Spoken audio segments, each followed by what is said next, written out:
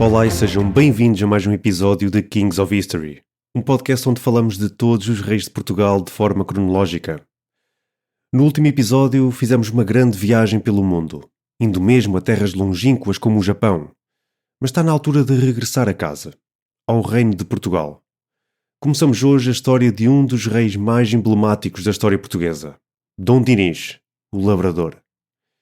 Mas antes de começarmos, gostaria de lembrar a todos que podem ouvir todos os episódios até agora lançados através do nosso website kingsofhistory.buzzsprout.com e que nos podem seguir também nas redes sociais para estarem sempre a par de quando lançamos episódios e muitas outras coisas.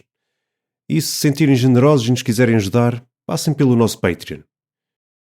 Bem, vamos então começar a nossa história. Ao contrário de anteriores monarcas e também do que vocês poderão estar habituados, não existem dúvidas quanto à data e ao local de nascimento de Dom Dinis. O pequeno Dinis nasce a 9 de outubro de 1261, em Lisboa, filho de Dom Afonso III de Portugal e de Dona Beatriz de Castela. Dinis tem como ama de leite, ou como se dizia, a sua nutritora, Maria Miguéis, uma mulher conhecida pela quantidade de casas que tinha na zona de Guimarães. Mas não era pelo seu poder imobiliário que se fazia medir o seu estatuto. Esta era também irmã ou filha, não sabemos ao certo, de Silvestre Miguéis, sobrejuiz da corte. Podemos equiparar um sobrejuiz ao que conhecemos hoje em dia como juiz desembargador. Embora a data de nascimento de Dinis seja conhecida, a data do seu batismo não, mas sabemos que esta cerimónia foi presidida pelo bispo do Porto, Dom Vicente. Bem, eu sei o que é que vocês estão a pensar. Dinis, de onde é que veio tal nome? Sabemos que não era um nome comum para a realeza ibérica. Dinis, ou Denis, como aparece na documentação, não é de facto o nome de rei de Portugal, muito menos ibérico, como estamos habituados com Afonso e Sancho, dois nomes extremamente cobiçados para um filho cujo futuro passasse por carregar uma coroa na sua cabeça. O que podemos dizer sobre esta escolha de nome é que, se seguirmos a lógica da nomenclatura sequencial dos monarcas de Portugal, fazia todo o sentido o jovem príncipe chamar-se Sancho, dado que o seu pai era Dom Afonso III. Mas Sancho era o nome do seu tio, antigo rei de Portugal, que tinha sido deposto pelo seu pai, e por isso estava fora de questão. Sabemos também que não era tradição na Península Ibérica a repetição do mesmo nome em monarcas sucessivos, o que exclui logo o nome de Afonso. Ou seja, Afonso e Sancho, os únicos nomes usados por monarcas portugueses até então, estava fora de questão. Mas então, de onde veio o nome Dinis? Existem teorias de que o nome do pequeno príncipe foi inspirado pelo santo do seu dia de nascimento, São Dionísio. Conseguimos perceber que existe aqui alguma semelhança no nome, Dionísio, Dinis. Mas esta hipótese é um pouco rebuscada e, como defende o historiador José Augusto Pizarro, isto é apenas uma coincidência e que não é de São Dionísio que vem a inspiração para o nome do futuro rei de Portugal.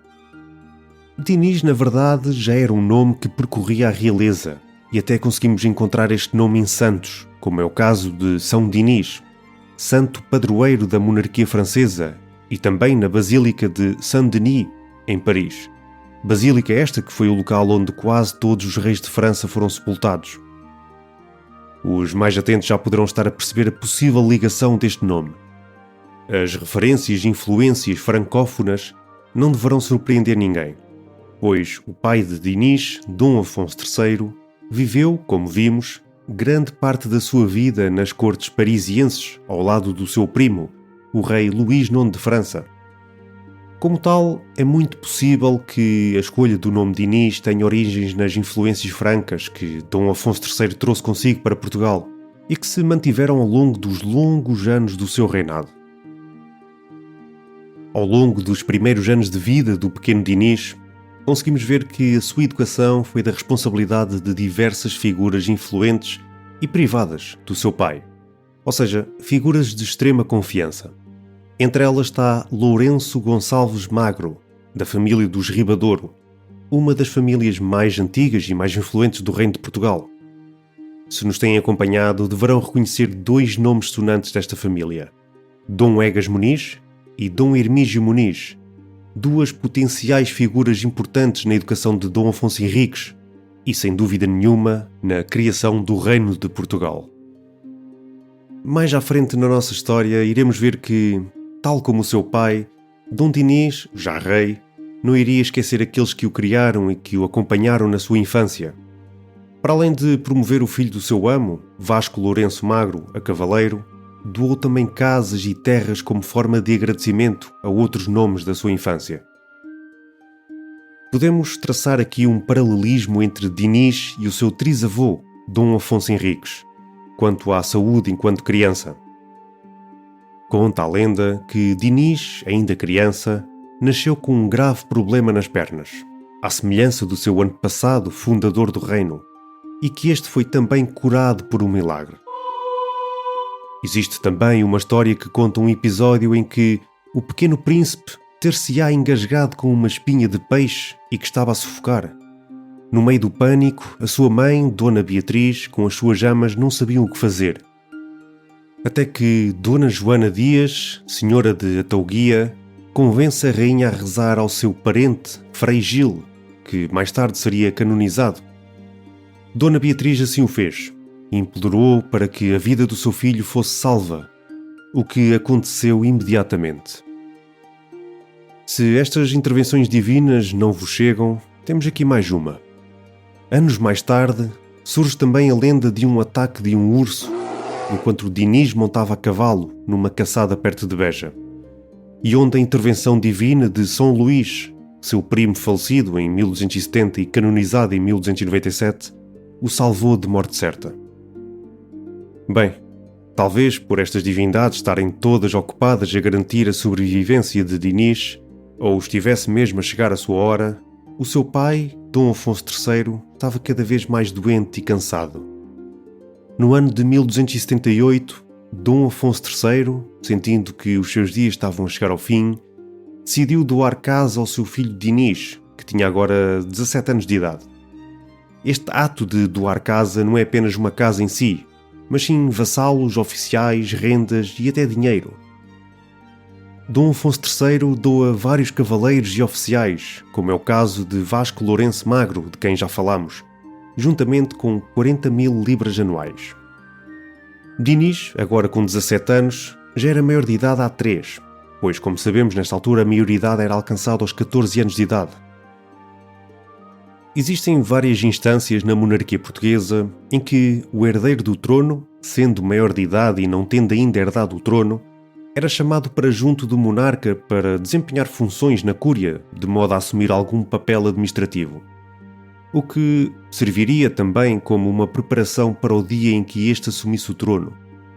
Para além disso, este libertava o monarca atual, por norma já com uma idade avançada, de algum stress e cansaço inerentes à governação de um reino. Embora isto fosse quase normal, não nos é completamente claro o que tenha acontecido com Dinis e com o seu pai, Dom Afonso III. Existe alguma discordância entre as crónicas e alguns historiadores no que toca a este tema. A crónica de 1419 diz-nos o seguinte: Vendo o rei de Portugal que o apoquentam muito as dores, ordenou dar casa ao infante Dom Dinis, seu filho, e deu-lhe 3.000 vassalos e oficiais, com grande renda e dinheiros com eles, e sendo então o infante em idade de 15 anos. E isto fez o rei para tirar de si os trabalhos do regimento, porque estava muito doente, porque anteriormente não tinham os reis de Portugal por costume dar em casa a nenhum filho, posto que fosse o herdeiro. Esta crónica não é muito esclarecedora, mas conseguimos interpretar que Dom Afonso III, vendo-se afetado por dor e talvez temendo a morte, decide dar casa a Dinis, na altura com cerca de 17 anos, ao contrário do que diz a crónica. A crónica diz-nos também que esta ação vem por necessidade de aliviar o rei dos trabalhos do regimento, que podemos considerar como funções administrativas. A crónica diz ainda que não era costume dos reis de Portugal conceder casa aos filhos, mesmo quando estes eram herdeiros. Embora a crónica não afirme explicitamente que Dinis tenha passado a exercer funções administrativas ao lado do pai, a referência a estes trabalhos de regimento sugerem, mesmo que de forma implícita, algum tipo de participação nas lides administrativas do reino. Não nos parece, portanto, descabido dizer que esta doação de casa tenha servido como um incentivo e até mesmo um ponto de transição para responsabilidades régias para Dinis.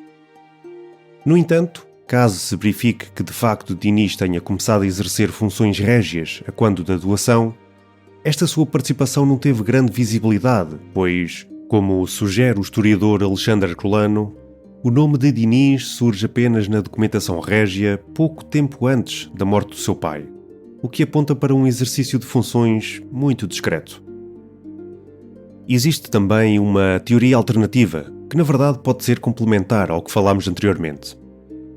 É igualmente plausível que o envolvimento de Dinis nas funções régias tenha começado ainda antes desta doação de casa.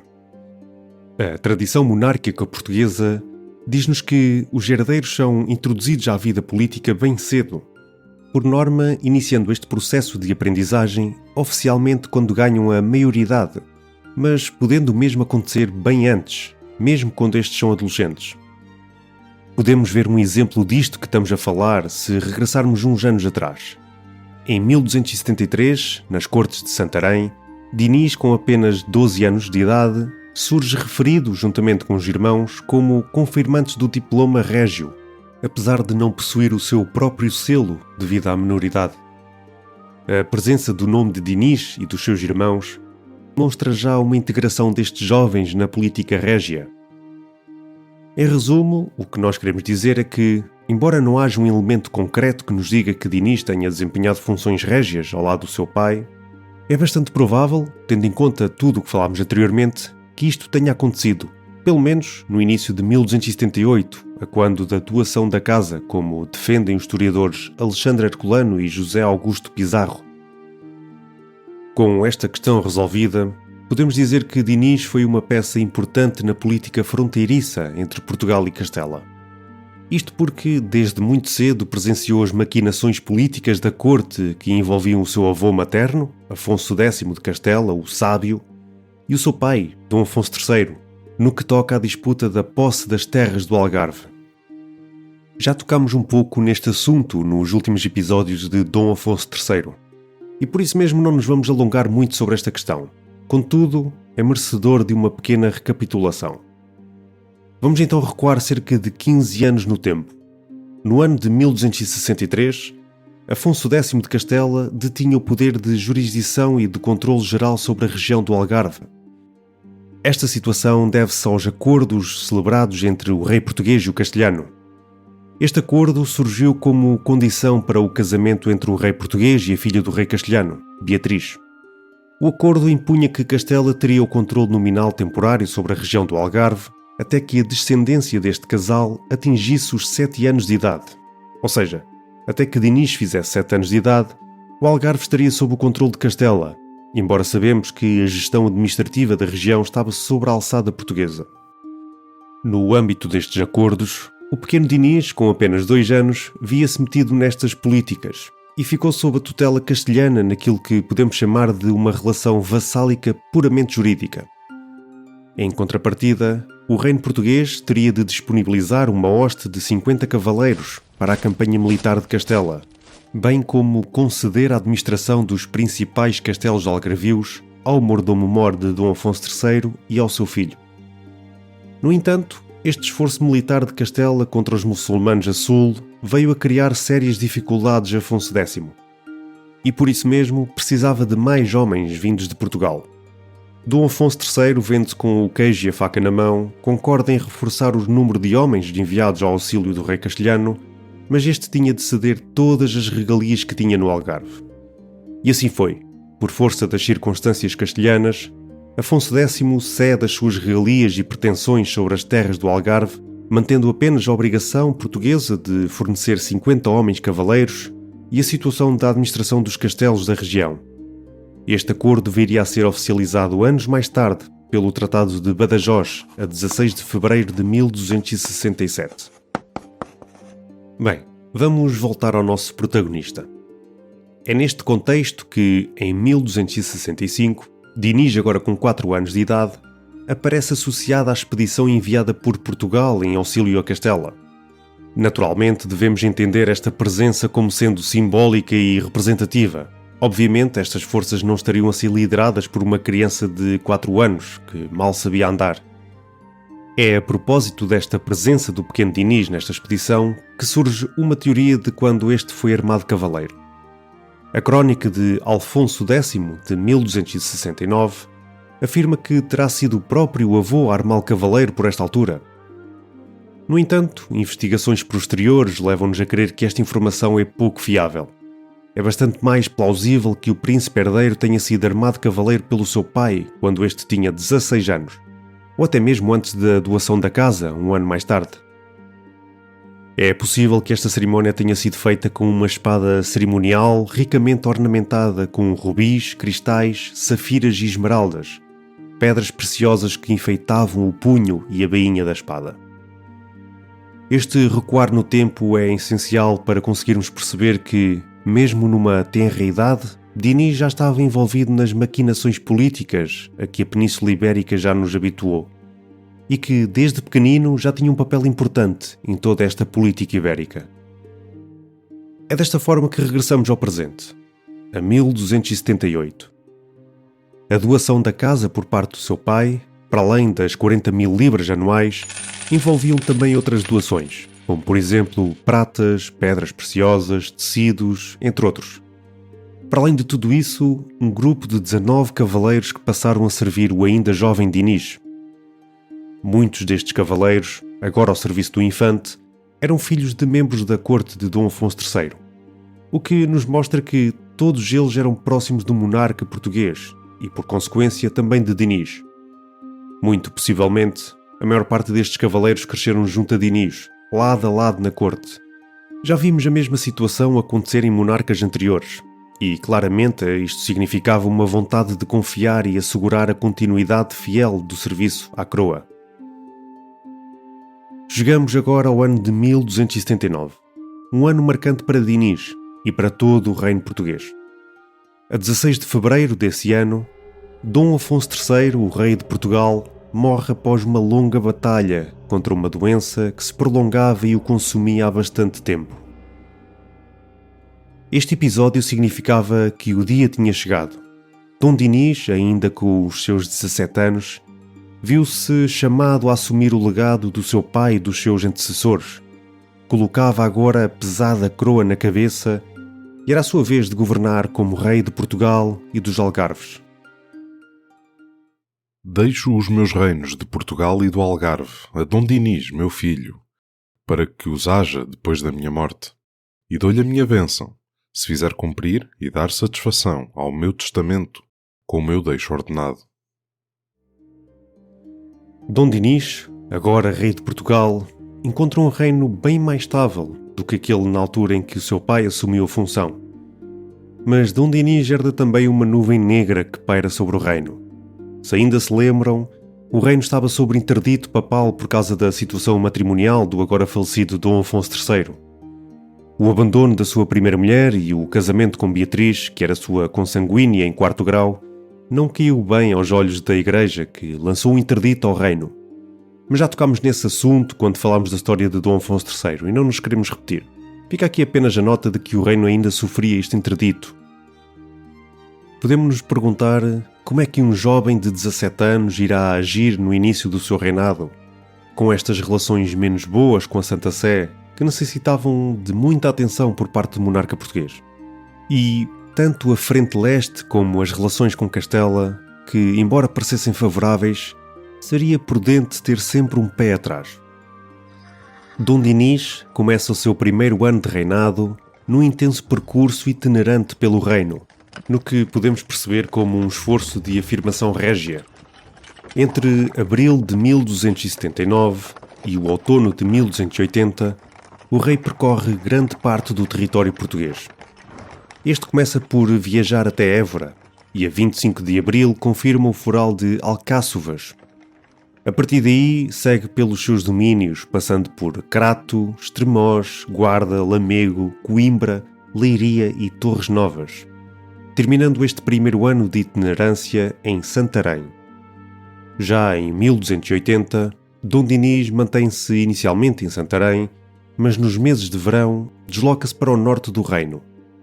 Em julho já se encontra em Braga e entre agosto e setembro percorre as regiões da Beira e de Trás-os-Montes. No final desse ano, regressa novamente ao sul, para mais uma itinerância pelo Alentejo, onde permanece até 1281. Este estado de constante movimentação pelo reino não vos deverá ser estranho. Já descrevemos e justificámos várias vezes ao longo da nossa viagem medieval, desde o seu início no fundador, que estas eram ações necessárias de um monarca em funções, especialmente quando este tinha acabado de subir ao trono do reino. A presença do monarca deveria ser sentida nos 4 cantos do reino, especialmente para aqueles que possuíam terras longe dos grandes centros. Dom Dinis não fugiu à regra e manteve esta tradição durante os próximos anos até 1287, particularmente nos grandes centros metropolitanos, como por exemplo Coimbra, Santarém, Lisboa e Évora. Nós temos vindo a falar dos inícios do reinado de Dom Dinis como rei soberano, mas a verdade é que a governação do reino por ele ainda não tinha entrado no seu pleno vigor.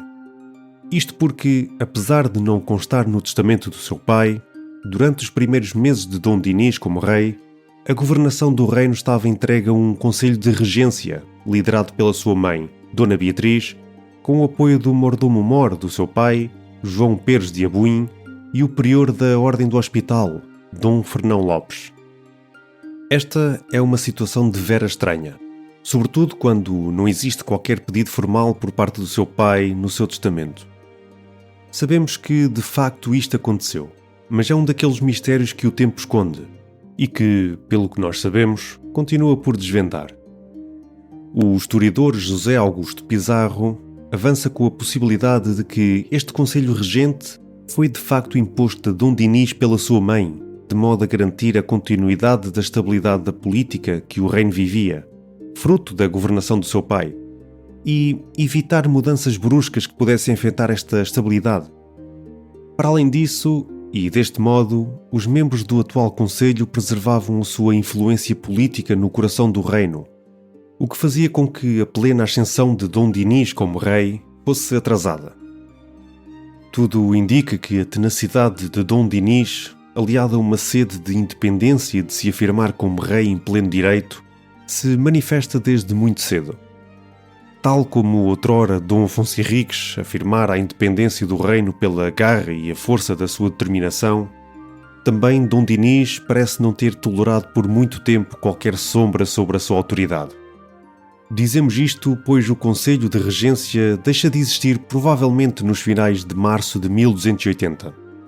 E vemos através de uma citação de Frei Francisco de Alcobaça, na qual Dona Beatriz surge apenas com o título de rainha, despojada de qualquer referência a funções governativas.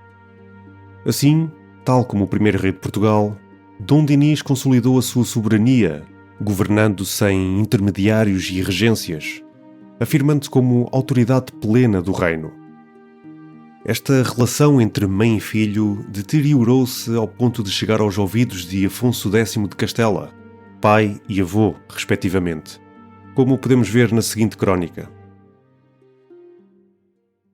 E porque o rei Dom Dinis de Portugal, neto deste rei Dom Afonso, andava desavindo da rainha Dona Beatriz, sua mãe, filha que era deste rei Dom Afonso, mandou pedir este rei Dom Afonso a este rei de Portugal, seu neto, que viesse a Elvas, uma vila que é do reino de Portugal, que está a 3 léguas de Badajoz.